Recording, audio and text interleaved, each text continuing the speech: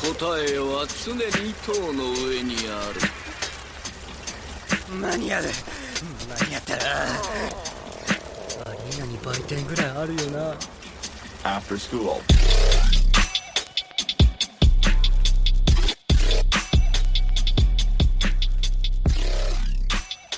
Welcome back, everybody.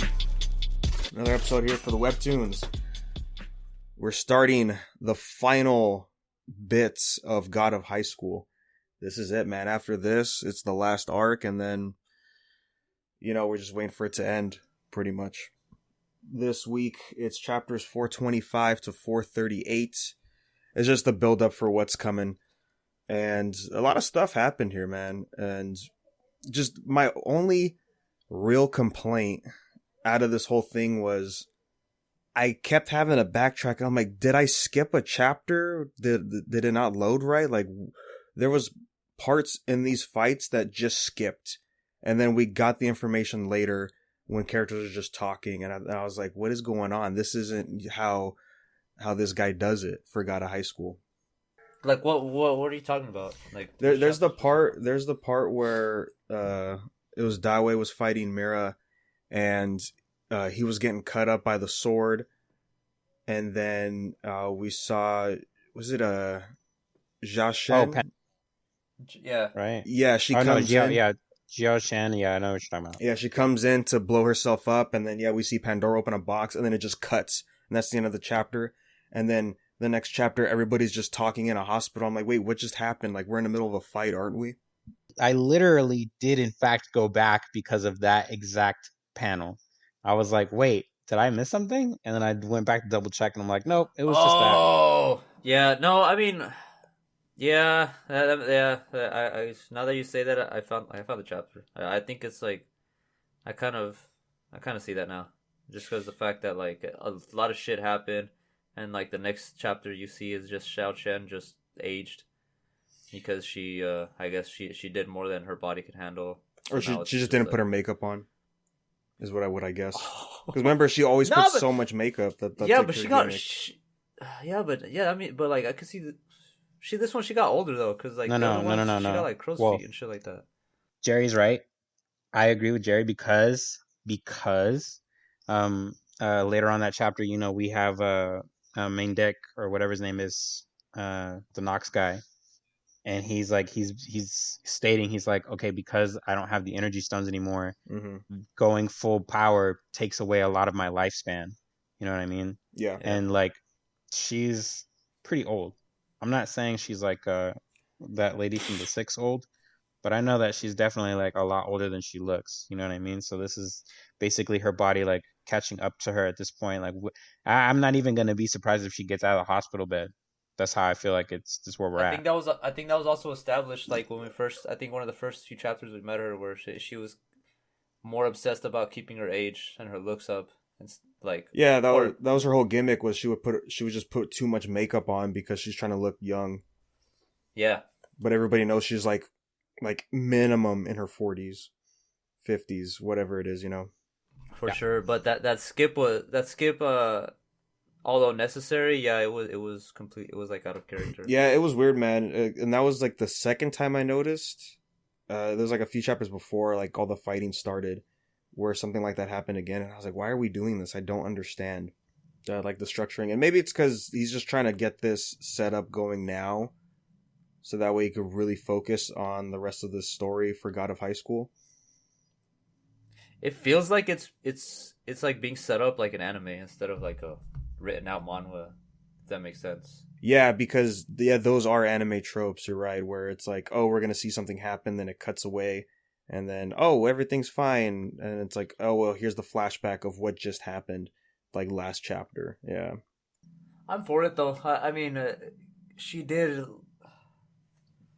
This is the fight we've been waiting for. Well, I mean, this is like I guess a warm up, if you will, of what's gonna happen later.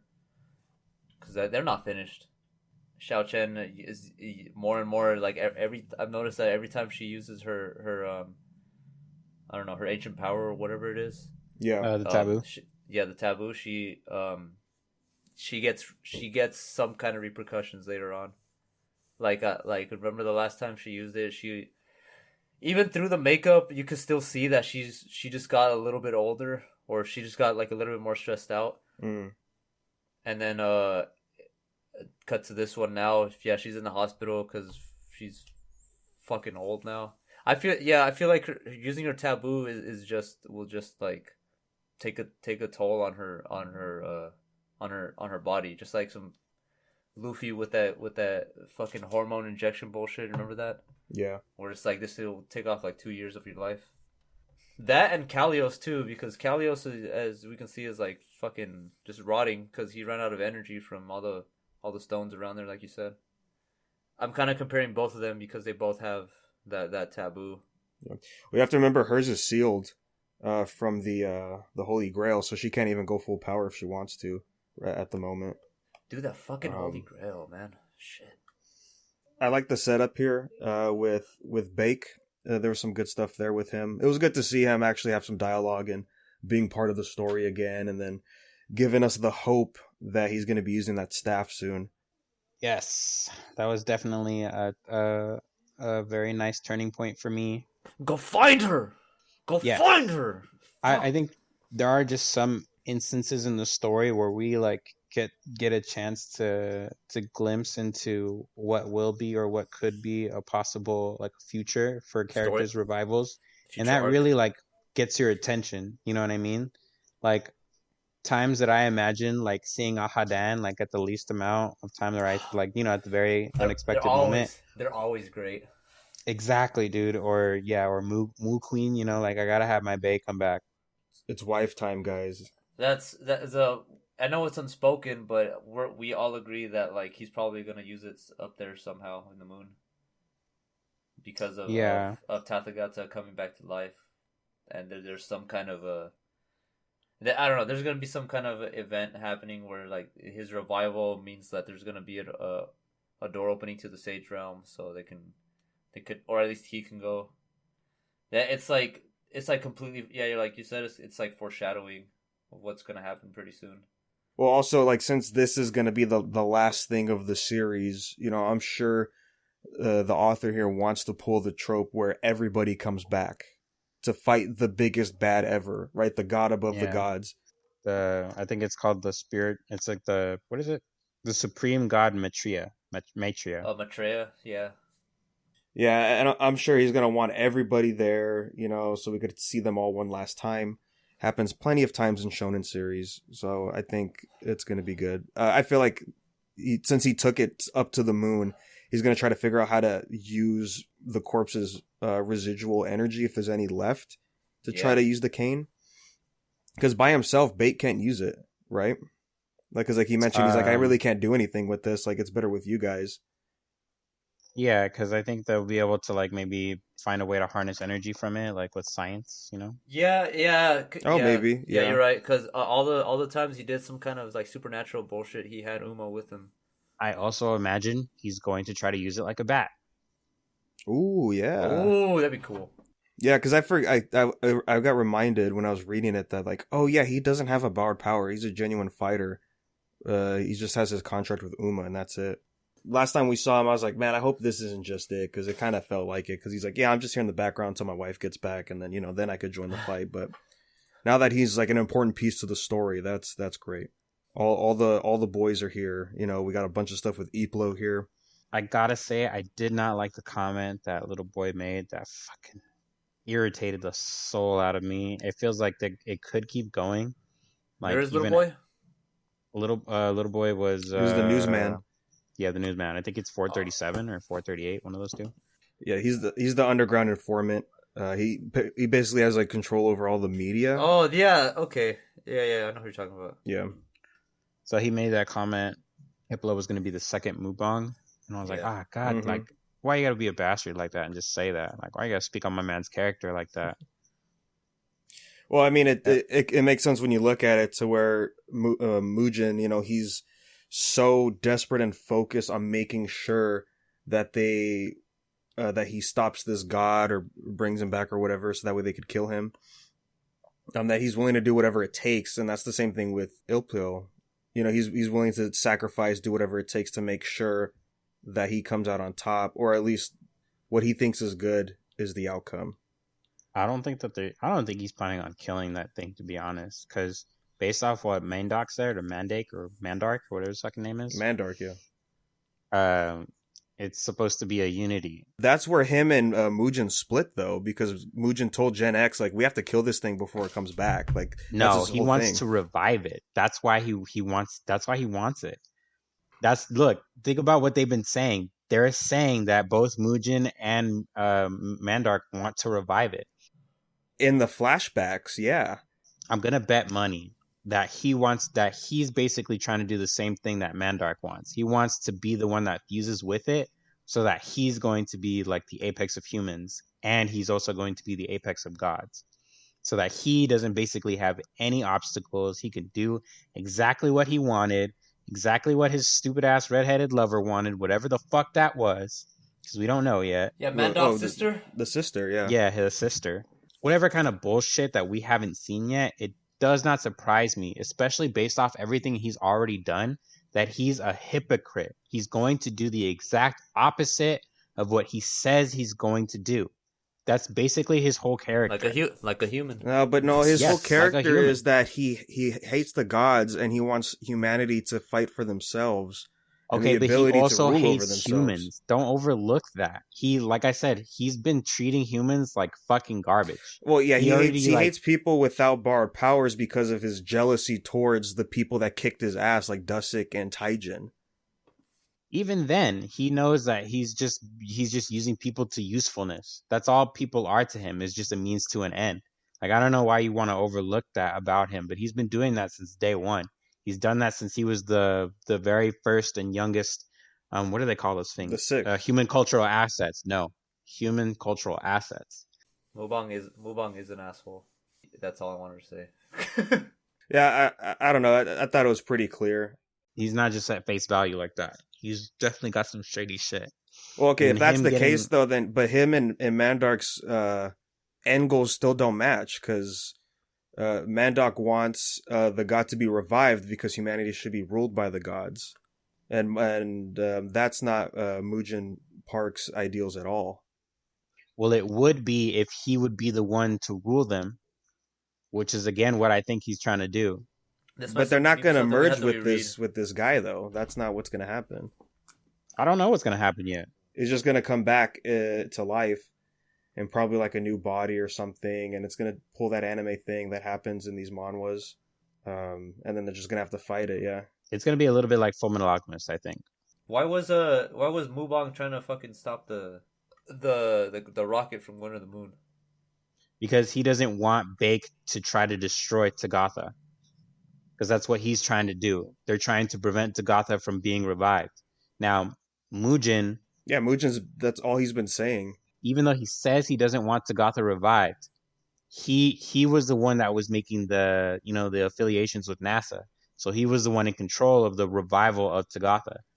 Now, all of a sudden, now he's not in control of it. Now that they have access to him in the moon, they're like, fuck, now we're on a time limit. They only have a week left. It wasn't Ipio who said it. Wasn't it Ipio who said like? No, but before all that, Iplo basically received word of it. He was just like, "Oh, hey, by the way, I think it was Bake that called Iplo, and he was like, oh, by the way, just so you know, I heard some shit about Mugen with his affiliates at NASA. There's another god. You know, that's how he basically that's not what he said. No, it was through the book. There's no doubt, man. This is gonna come full circle in the next arc. Like everything that we're talking about now is gonna be answered. I think those kids are gonna fuck off, man. I think he's just gonna fuck everybody off that he's with. And another thing that surprised me was that he got that girl pregnant, or at least I think that's his baby. Yeah. And I'm like, as soon as I thought about that, and as soon as I saw her get shot, the very first thing that crossed my mind, no bullshit, I thought about the baby from Berserk. I thought about the Behelit. I was like, all right, he's gonna swear to God that he's doing nothing wrong, and he's gonna be given all of this stupid bullshit and justification. You know what? The fact that he thinks he can save everybody. You might be onto something there, dude. Now, correct me if I'm wrong, and please, like, do it like aggressively so. But isn't Berserk kind of like Journey to the No. West, East. Oh, you mean the Three Kingdoms, the romance of the Yeah. Three Kingdoms? No, the fucking Monkey King with Oh, Sun everybody Wukong. fighting. Yeah. I don't think so. I don't know. I'm not really that familiar with it, but I believe if I'm remembering what the tale So was in the God of High School series, it's Tagatha had told Sun Wukong that he needs to find and discover India, yeah. basically. Yep. Something like And that. so he travels the entire continent of Asia trying to find With his comrades.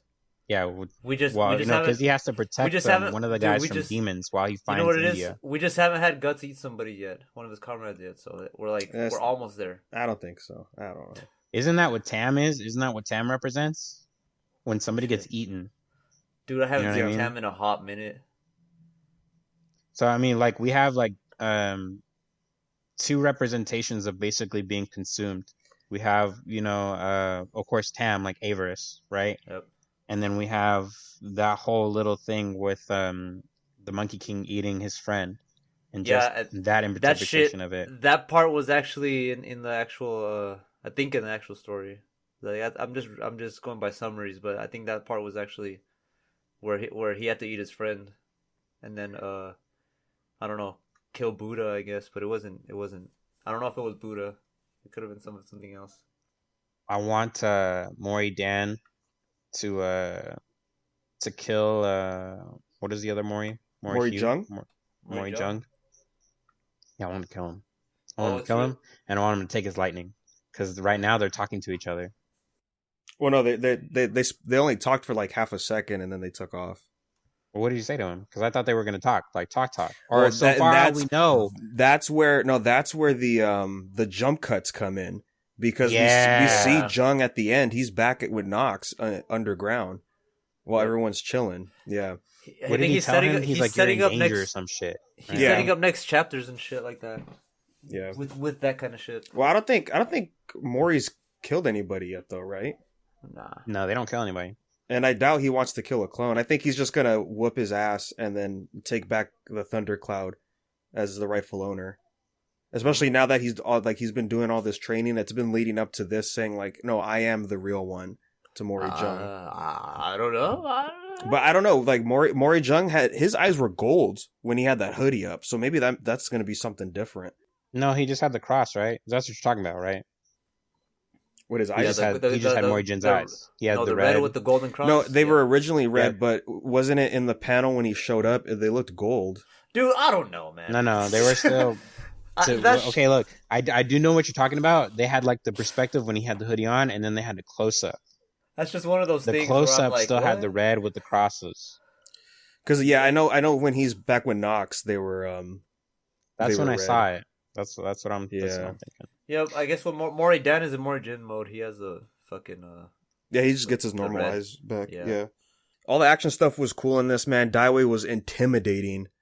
I always love it when the way he draws the eye glowing, how it's just a circle, and the flames are coming out.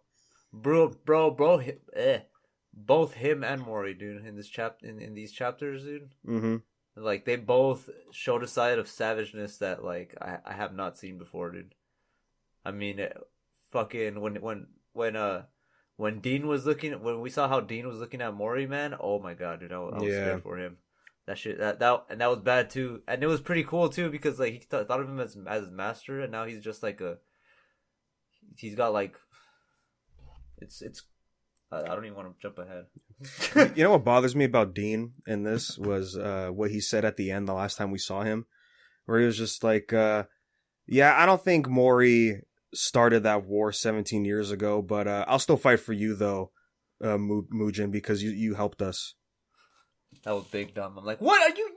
Yeah, like the whole loyalty behind the Gen X people is just, it doesn't make sense to me because because we get the review. I'm pretty sure they know that because Mujin was released the taboo stuff that Gen X's are dying without his help. I think that would have put more discourse in that group. But everyone's just like, no, we'll still fight with him. That's fine. I mean, you see, you see Dean like struggling with this choice too. Yeah, we do, but You know? I think my problem is everyone else in that group, they were fine with still hanging out with Muujin. Well, at least we only got the real opinion from the Korean army guy.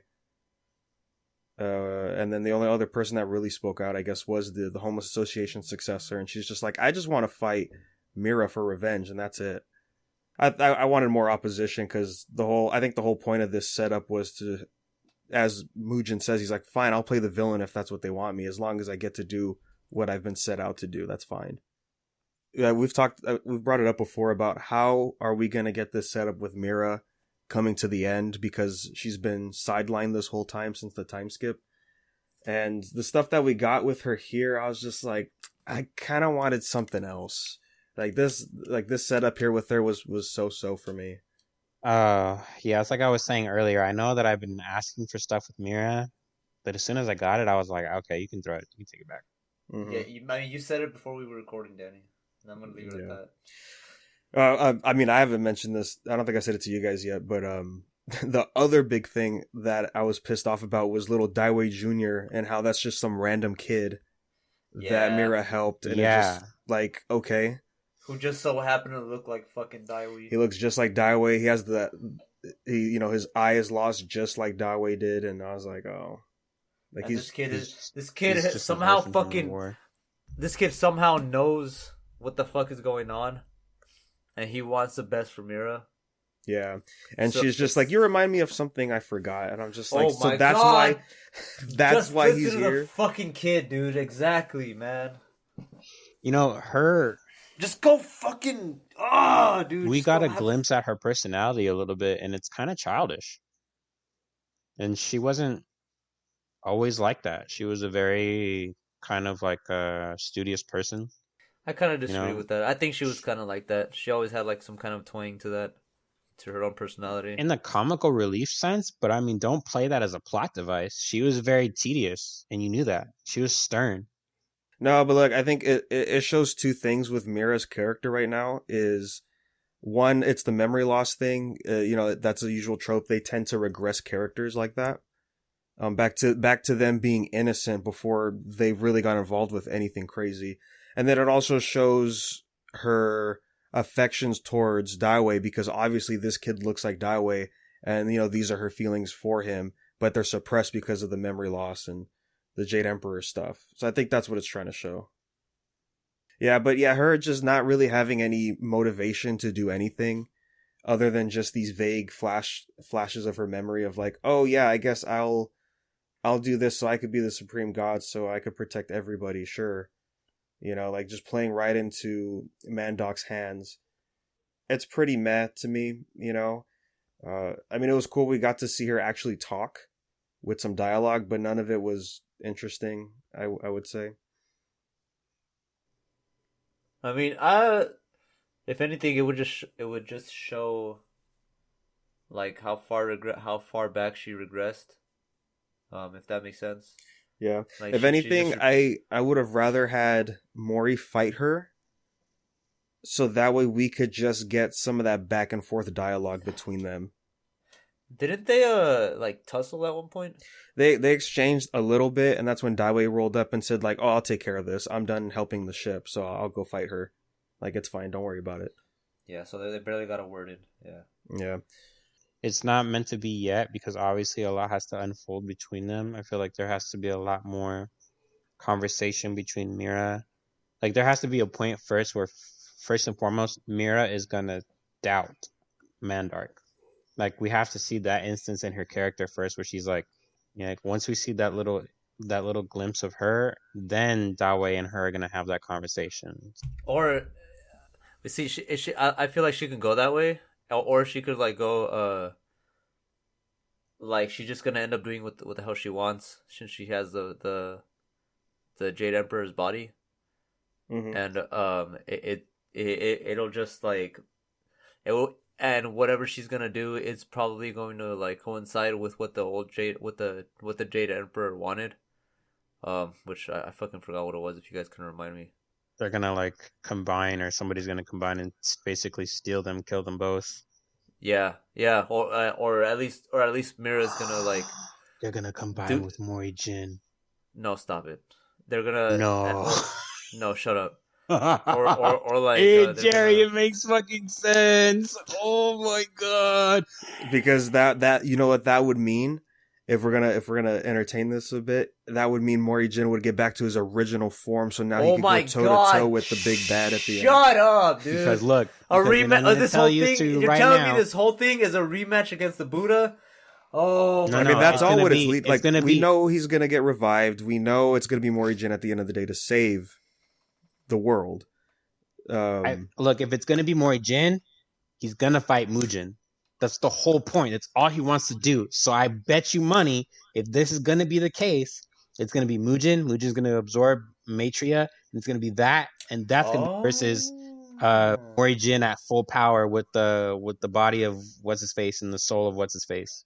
So Mujin's gonna become the alpha and the omega. Well, Mori's gonna be wearing the robes that Daiwei has, and then he's gonna be using that sword Mira has, but he's gonna change it into a staff. And that's The how third I eye think is gonna that's how it open would go. above his fucking thing too. So Yeah. he's gonna have the circlet, because remember, and I don't know if you guys read this. I don't think it was in this arc, but the arc before it, somebody found his circlet. Somebody found his circlet. Oh yeah, I remember that. His crown. Yeah, I his forgot crown. who it was. I forgot Um, who it was too, but it was somebody Mujin important. has it. It wasn't So Mujin. see, Yeah, no. If you remember, Joker, what's his Joker's name? Q? Yeah. Q Yeah. went on a mission into New Korea, stealth ops Yeah. to go he retrieve something, grabbed and that was it. shit. Yeah. Yeah. Oh no.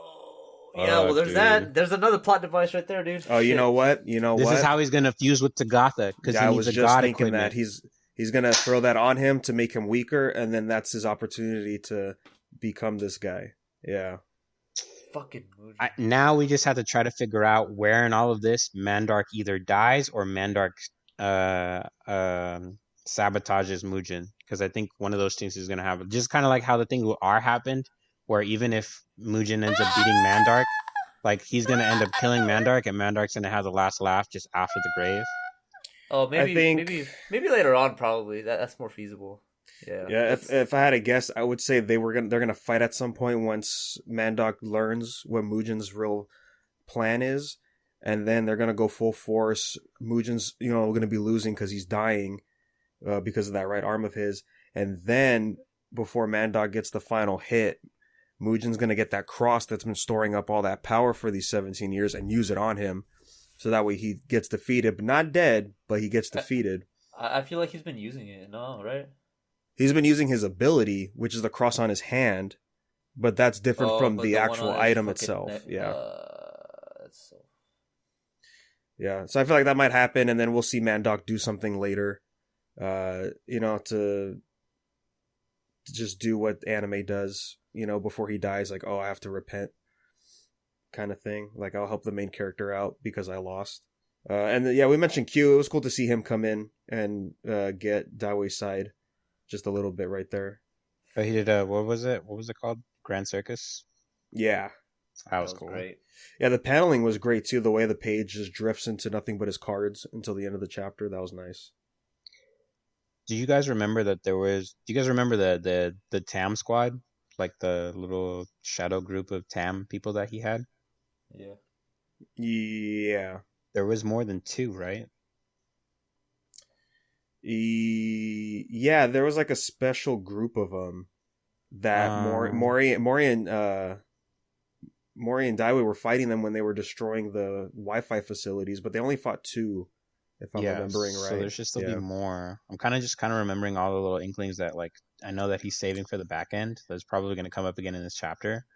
I'm just thinking. Well, I mean, it's like what Mujin said though in this arc is that his only allies right now is Gen X, because the army that he built turned against him, and he can't even.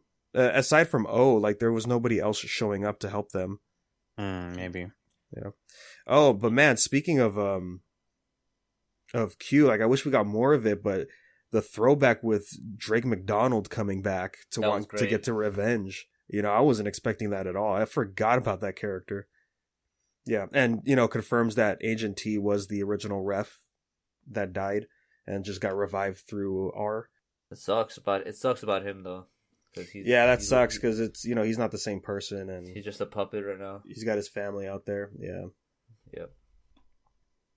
You know what I really liked art wise was when Mira was basically decaying. Mm-hmm. And the skin was just coming off her bones.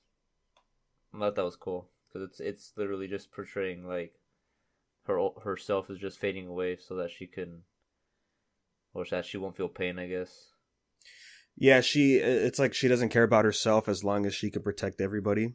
Yeah. Because like that's the strongest feeling that she still has during that giant fight when she was racing to go save Daiwei. Which to me it sounds like, man, she might not make it, guys. In fact, actually reading this, it might be Mira that absorbs like the Maitreya power, and then just fucking go ham on Daiwei and Mori. That could be like another possible. Well, that's Mandok's goal, is for her to take it. Yeah. As anime would happen, like fucking, you get 3 best friends and then split them up and then bring them back together, and they're all just gonna like fight to the death or something, and then one of them's gonna die, and then the other one's gonna be like, "What have I done?" Yeah, I'm writing the story right now, dude. I think it's safe to say if it looks like she's gonna die, it's probably gonna be Daiwei, right? Yeah, I think that's safe to say for sure. For sure, it's at least, more because the fact that like Mira still is, at this point, I don't even know if she doesn't remember or she chooses not to remember what the fuck happened. So it's like, once she figures that shit out, it's gonna be too late already. Yeah, I think it's just because she has that tam in her, with her right arm. I think that's what's really messing with her, along with the powers. Yeah, she has what's the name? Ultio and fucking Jade Emperor in her. And then we got fucking Mandok's sister, whatever the fuck that storyline is. Yeah, we're getting a flashback for sure. A whole arc about that. Oh, unless Mandok wants to revive her, right? That's why we still have her body. Yeah. That could be a thing too. Because, he's got that sister complex pretty hard. All in all, it's just there's a lot of speculation for the next arc. Definitely can go a lot of ways. I think it's at this point we're definitely going to see more of her, probably, of more even her talking, just because we got so much out of this arc, and we're going to be hitting 500 really soon for the chapters. So to me, that says like there's a lot of ground to cover, and there's plenty of characters to go through. Yeah, man. So let's go ahead, swing right on over to Lookism. We're starting the new arc.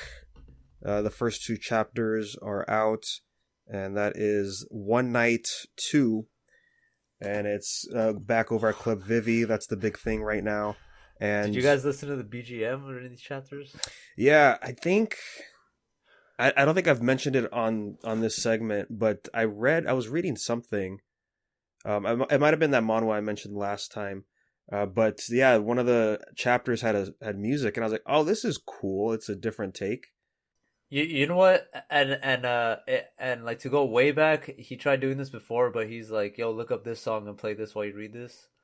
Yeah, because there was a cover for one of Duke's songs with Daniel, and no shit, that's what it was. Yeah, because they're based on real people. I knew I should. All these characters, and that's Duke's based off like a real singer or whatever, and they had that song play. And I was like, that was cool. Is there any? Do you know if there's anything about this one? Because this one was rad to listen to during the fights. Yeah, yeah, man. I think it's just standard club music, right? I mean, I don't know. Could probably just Shazam it, see if it's from anybody specific. But because if the DJ's named Vivi, imagine. Yeah, no, yeah, I could see that.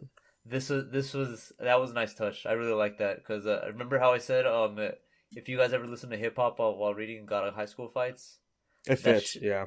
Mm-hmm. It's the same. Like, this is some kind of the fighting they do in this, especially because it's in a club. You kind of need that club music going on, and it's I like it. It fits well. It kind of adds a little level of immersion. Yeah, I definitely liked it. I wish more series can do this. But man, let me tell you guys, I was so excited for these chapters because I was like, dude, no way. Is that fucking Vasco? Ah, shit. Here we go. Yeah, bro. It's just like I was saying. Like, honestly, you can't expect it, but it definitely makes sense that Vasco would be there. Just out of nowhere, it totally makes sense that he would be there. It perfectly fits his character. Yeah. Hells yeah, man. I think it was Yeah. fucking great. I don't like what they did to the guy that taught him Muay Thai. I don't really know how to pronounce his name. It's almost the same as Bake, but it's like Bang Bake or something like that. Right. Yeah. Ben Dake or something like that. So yeah, it's just I don't really like what they kind of made his character into, even if it is comic relief, because everything that they do in Lookism matters. Even the little comic relief shit. And sometimes I hate that shit about it, but I guess at the same time it does make things kind of niche. Especially like, you know, when we get to those little intrinsic points in the story where things get really complex and then they give you a really good plot twist. Like that's kind of cool. But I'm not sure if with this scenario they're going to talk about why he ended up being that way or how he became that way or if it even matters. I just don't really like how this guy who taught him like fucking 7 or 10 different forbidden lethal skills all of a sudden is just like, all right, go make me some money, fucking street bitch. See ya. And that's it. You know, like he was a very like cordial family man. He was the kind of person who was just like, I got to do everything, sacrifice everything for my family. Like I got to be there. And Yeah, just and then like, he "All right, walks see you later." off. And then he walks off dressed like that fucking Supreme meme. Yeah, the Yeah. Supreme meme. Yeah. I'm like, okay, cool. Like I get what you're doing, bud, but like that's not him though. Yeah, it is out of character. Like, Yeah. I will agree I mean, with that's you his on only that. reason for being here is to give us the reason why Vasco is in front of Club Vivi. I just wish they give. Yeah, I agree with Oscar. Like I kind of wish they gave him a more graceful. Like, oh, I gotta go buy some more ingredients or some shit, something like that. You know, instead of like, yeah, dude, this is why you got part timers. But I mean, remember in the chapter stories with Vasco, it was a pretty wacky adventure he went through during all of that. Dude, the fucking One Piece covers where he's just fighting the bear, Yeah. and then he makes friends with the bear. Man, I don't. Man, like I question if it's canon or not, but knowing Vasco, it probably is canon. So I don't know, man. I take that with a little bit of pepper, not just salt. You know what I mean? Yeah. No, I wouldn't doubt it not being canon. Yeah. You know. But yeah, like, yeah, I guess we do need a reason why. I mean, why was Vasco here in the first place? Well, the reason he got there was to talk to his master. And then, because he was looking for him, and then he said, like, "Yo, Vasco, can you run this stand while I just go home?" And that's it. Just to have Vasco into the story, which is what I like, because I thought that was the interesting thing about these two chapters is it's focused on Vasco and Jake Kim fighting in this Club Vivi. I think that's very interesting. I'm sure I missed Daniel, but we're getting him in the One Piece covers here where he's training with the big buff Russian woman. Oh yeah. Yeah. So we still have that because it's going to be a while before he, transforms into whatever he's going to look like at the end of this. Gun. No. I'm totally fucking with you. Dude, I kind of want him to get pretty buff, turn Yeah, that me fat too. into muscle. I don't know if it's gonna be. Dude, he's probably gonna figure out how to fucking turn on his Ultra Instinct. He's gonna be muscle fat. That's what I think is gonna happen. No, but remember, he has to look hot in order to get into the club. No, he doesn't. Yeah, that's the whole point Yeah, of them that's the training whole- him. That's what the Yeah, look dude. is for. But his body, he doesn't have to look hot. He's still gonna be like vague as fuck with his glasses and shit. He's just gonna be like a little muscular. Or he He's might gonna- get in. Just Well, they're trying to make him lose weight. That's the whole. He's that's the gonna whole be point of able this. to fit into like one of those fucking sweater vests. Look at this. suit No, what motherfucking if- Gucci shits, and that's gonna be it. What if he gets big on his twatch or whatever the fuck it is, and then like they just fucking let him in just because he's famous and not because of whatever fucking training he did? What if he doesn't even have to go in, and it was just a moot point? Yeah, he Nah, probably man. won't go in. If I had to guess. Honestly, Vasco might be doing all that shit. Honestly, Well, Like, actually, I think without it'd be moving the story forward. It's gonna be Jake Kim. Jake Kim and Vasco because like Detective I don't Kim know. to you, sir. oh my Detective God, stop Kim. it. But like I don't know, man. It could go a bunch of ways. Like it's not until like we actually see him like I'm ready, and Daniel go like do that, and then just move on with the rest of the story. Because what I'm interested in is this fucking Vivi owner. Because holy shit, dude! Like this is they haven't touched drugs yet. Like they touched like illegal gambling. It touched like homelessness. They didn't touch drug use before. Prostituting. That so was it's hostile. Like, so it's like I need to. I like this arc already because LSD. Yeah, I mean, run that shit by me again. So the first one was, what was it, like phone scams? The second one was gambling. Illegal gambling. The third one was prostitutes and technically, abandonment of orphans and shit like that. Yeah. This one is like fucking. Well, I think the workers are gonna have multiple ones. So the fourth affiliate was kidnapping. This is drugs and paraphernalia. This is like partying, narcotics, like basically substance abuse.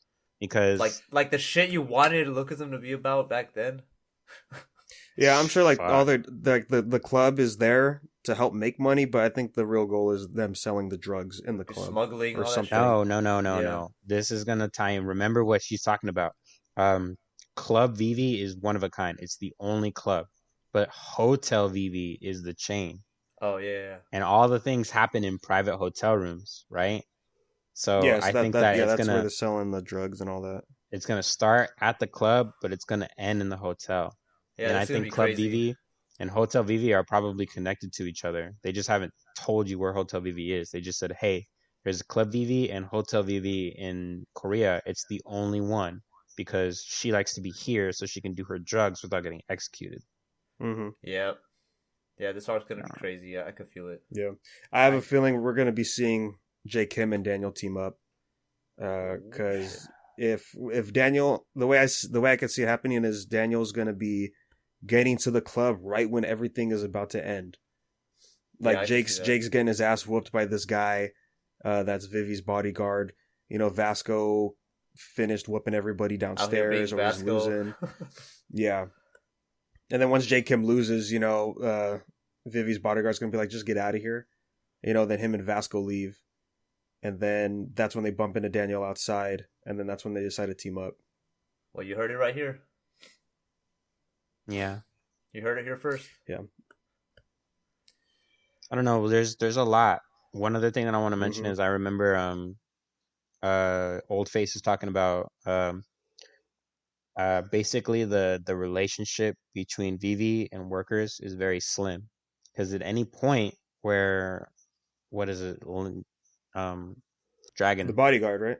Let's call him Dragon. Yeah, the bodyguard. Yeah, so when Dragon, Old Face is talking about Dragon, and it's just like Dragon is just as strong as Gun. And motherfucking, they're talking about like basically the relationship between them is very. I feel like at any point, if Dragon feels like Workers is too much of a hostile environment for Vivi, he's gonna pull out because it's not like they need to do anything with them or for them. Like they already have money, they already have drugs. The club is just a club, and Workers just happens to work out of the club. You know what I mean? Yeah, it's clear like Vivi's just there just to party, like you were saying earlier. If anything, I could see it just her saying on a whim that she like yeah, we're done with these guys, let's just leave kind of thing. But I don't know, we don't have a real sense of her personality yet, so. I fucking knew she was drugged up like the moment I saw her, dude. Because I'm like, those eyes, and like the fucking way they're just carrying her in the stroller, dude. In the stroller, that like this shit just screamed like something, some kind of like psychedelic or feel good fucking MDMA bullshit. Mm-hmm. I don't know. That kind of shit was allowed over fucking. I know it's not allowed, but it's better than being killed on site in China. Yeah, some dumb shit, dude. I can definitely imagine. Xiao Chen and Xiao Lung. This guy's Xiao Somebody's gonna slap the sobriety into her, and she's just gonna be like, "Oh, I don't have to do this anymore." Or she's gonna be like Vasco Goo. Watch. Or she's gonna be like Goo when she fucking like. Oh, when she sobers up. Gets sober, yeah. Ooh, she don't fight, bro. Come on, dude. You don't even know, dude. What about fucking what's her name? I don't think she's gonna fight. Yeah, I don't think so. Mary, what's her face? Mary Kim. Okay, Mary Kim fights. And we were just talking about this last episode. I was the one who brought up Mary Kim as an example. Mm-hmm. All right, but she don't fight. She's a drug addict, and she's a prima donna. What the fuck does she do? I'm just saying. She jumps on your back and stabs you with her high heels. Exactly, bro. Because she don't have her fix. Because knowing this, they're gonna fucking like blow this shit out of proportion. If anything, she's probably a weapon user, and it's probably in her fanny pack. No, it's probably her fucking pacifier. Ooh, Tonfa. She's gonna be using Tonfa's watch. Oh, depending on what kind of crack rock you give her, she gets different martial arts. That's so anime. It just might work, Jesus man. Christ, yeah, for real. She's like, hold on, let me take this tab first. It's kicking in, bro. Yeah, I kind of want to see a 180 on her personality when she sobers up. Yeah, that'd be cool. I wouldn't mind seeing that. Because, I mean, we saw her. Was that her? Or was that somebody else? That was somebody else in the bathroom in the first, one of the first few panels in the One Night 2. Yeah, we haven't seen her talk yet, yeah. But that wasn't her, though, right? That was just some bimbo. In the, what are you talking about? In the bathroom? Remember? No, yeah, in the bathroom where, like, those guys were picking up the party and they were cleaning up. And then they found this chick in the bathroom with the makeup all over her face. No, that wasn't her. That was some other girl. Yeah. That was okay. So basically, that was a celebrity, and they were explaining that like sometimes like celebrities do the shit in private, specifically so that way when they get stupid fucked up like she did, that is just like, oh hey, you're the cleaners. Just make sure I don't get caught. You know, take me to my room or whatever. You know. Yeah. God, that's fucking creepy.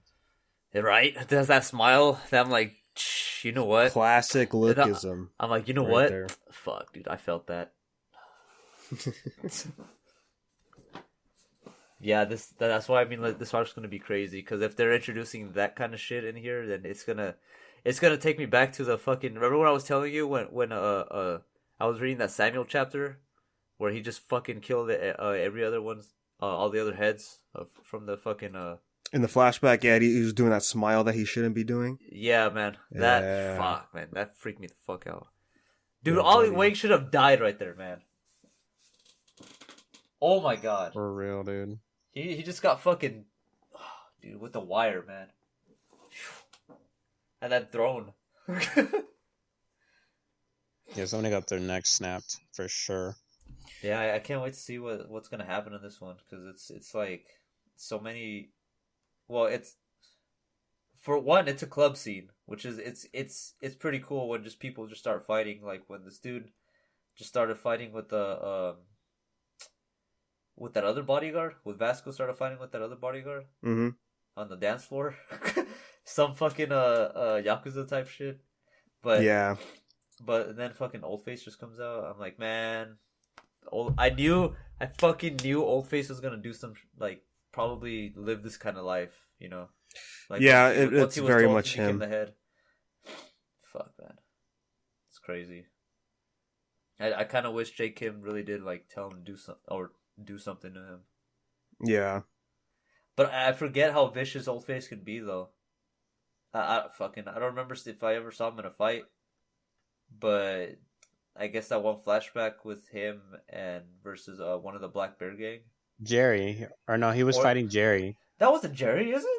Not in the flashback. No, not in the flashback, but when Jake Kim has his reveal for Oldface, it's just like, oh, he's like, I haven't fought Oldface since back in the day, and he's just like, he's like, the only thing I know about Oldface in his data is that he's that kind of person that that definitely learns how to fight, and then he's like, he even went up against Jerry and managed to beat Jerry one time. Right there, yeah.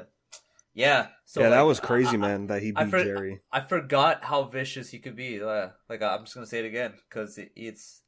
Jerry Quan is a fucking monster, dude. Mm-hmm.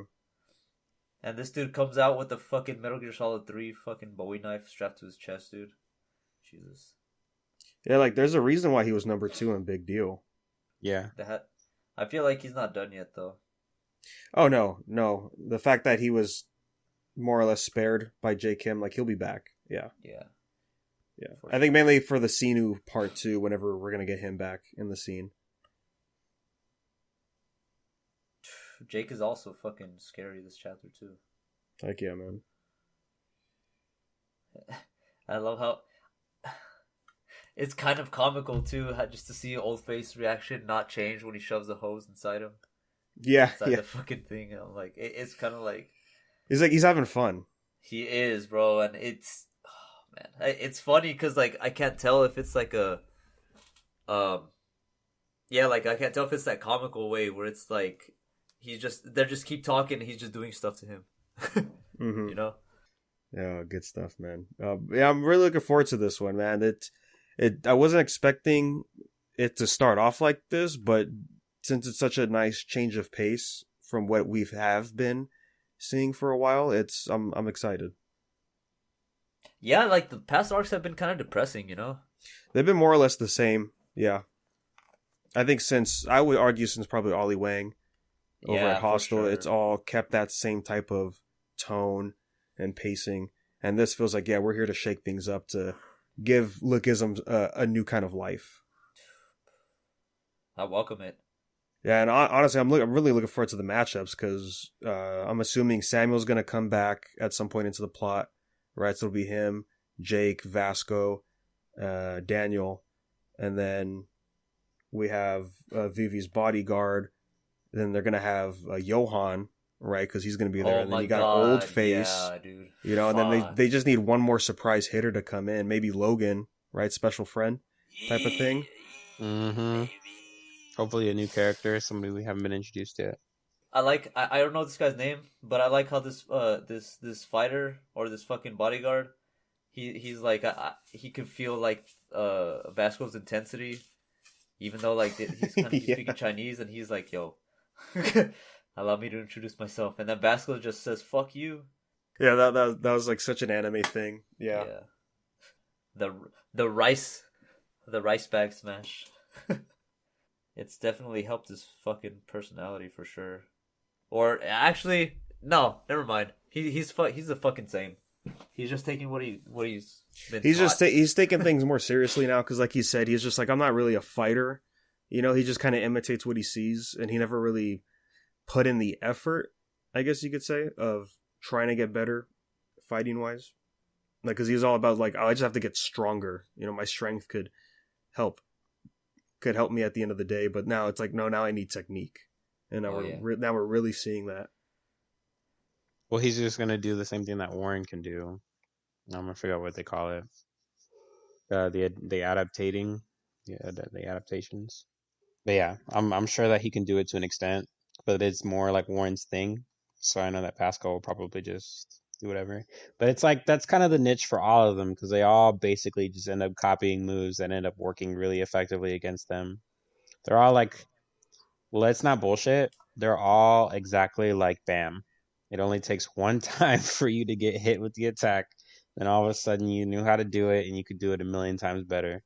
Oh yeah, I think I mentioned it when we started reading God of High School. I was like, yeah, Webtoon authors really like that trope because same thing with Mori Jin, right? He does that where he just looks at moves, starts copying them when the fights get more serious than they were earlier. I love / hate Jake Kim's shit-eating grin at the end of the chapter, and his fucking wink. I love the grin, but I hate the wink. You can barely see the scar anymore. I don't really think it's that noticeable.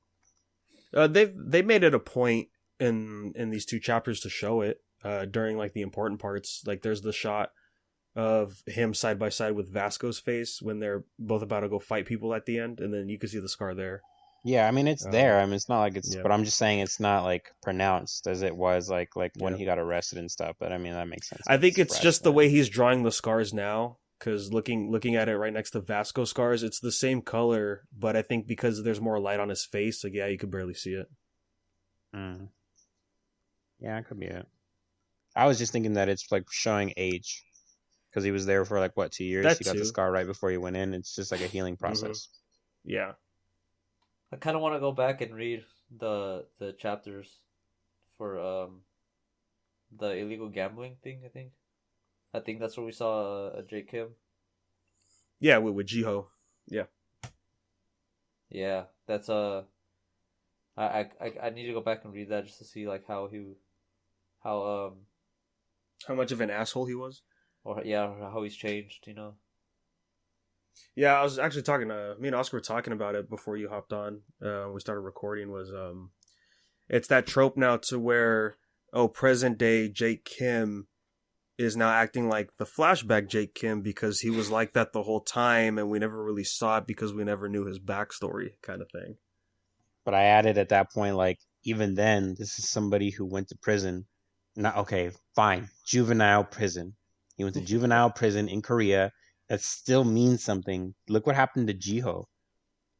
Something should have stuck with him, like some sort of sternness, edginess, like a hardness to him about what happened to him. But everything is just like, whatever. This is a fucking breeze. I'm Jake Kim. I run big deal. Hey, gabagool. Fuck it. Gabagool. Well, you gotta remember, it's not like he struggled in there. Like he had Nah. his own, like he ran that juvenile facility. Okay, but even then, like, the shit's supposed to be something, like, just the fact that he's just too much of a good person now. Does that even make sense as I say that? He's literally acting like too much of a good character. He's supposed to be the vigilante right now. We're seeing too much good in him right now. I already know that you're a good guy. I get it. You've been a good guy the whole time. It looks like. I know what you want, but you still need to play your fucking role, dude. Well, it's like I said when we were talking about the flashback arc for him, was we had to pick either him or Samuel to be the likable character in that arc, the one to root for. And here it's like they have to carry it over because you can't just have him be likable and then go back to being an asshole. Yeah, I guess they can't backpedal. Although I wouldn't really assume that they were backpedaling, considering that we literally just sat through a whole flashback. This is before everything, and it's just like. But that's how it always is when you get a character like that people start to like, and then to just shift it, because like before that flashback, it's been a long time since we actually got some real personality out of Jake Kim, and pre him getting arrested.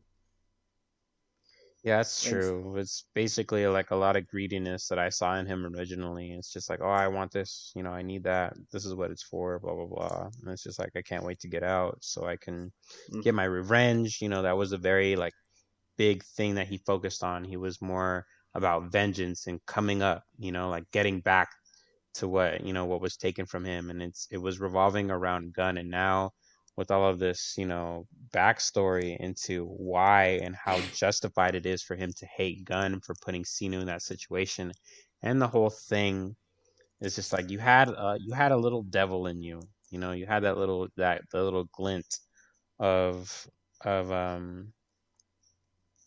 doing whatever it took to get that result, and it's just like that mindset hasn't changed.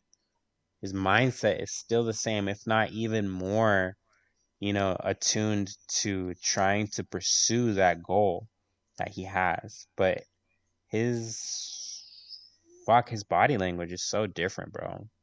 Yeah. That's why I kind of want to go back and read it just to see how much he's changed.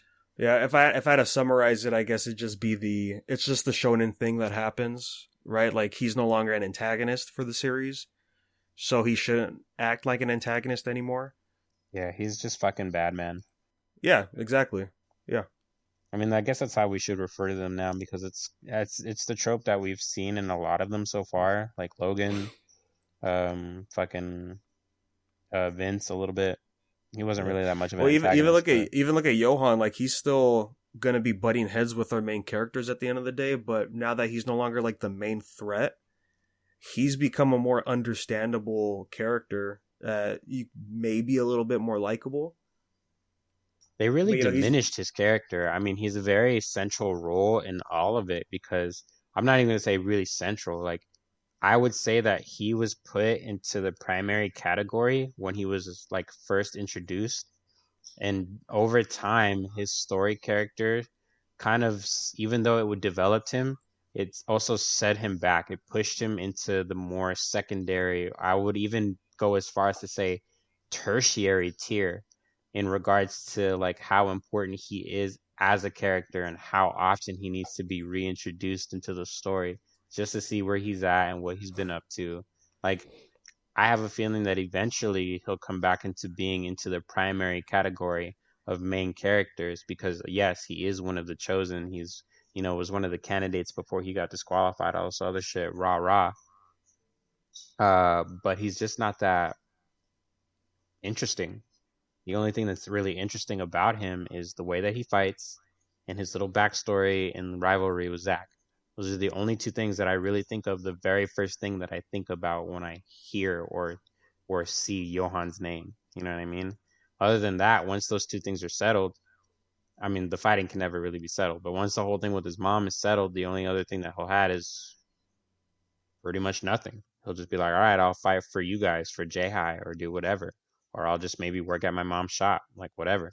That's his character. That's his driving goal, Yeah, but he has so many segues into doing all this other shit, like being an intern right now. Like, okay, his main goal was to get money. Now his main goal is to work for Tom. I don't even remember if Tom even promised him that he can fix his mom's eyes. What did he even promise him that was so interesting to make him like want to be the intern anyway, to make him stronger? Like rah rah. Like he was fighting and he just kind of Tom was like, yeah, I like you, kid. Yeah, you're going to work for me. And then I think Johan's just like, I mean, I got really nothing else to do right now because he was kind of lost at that moment, since he got rejected by the chairman with the money.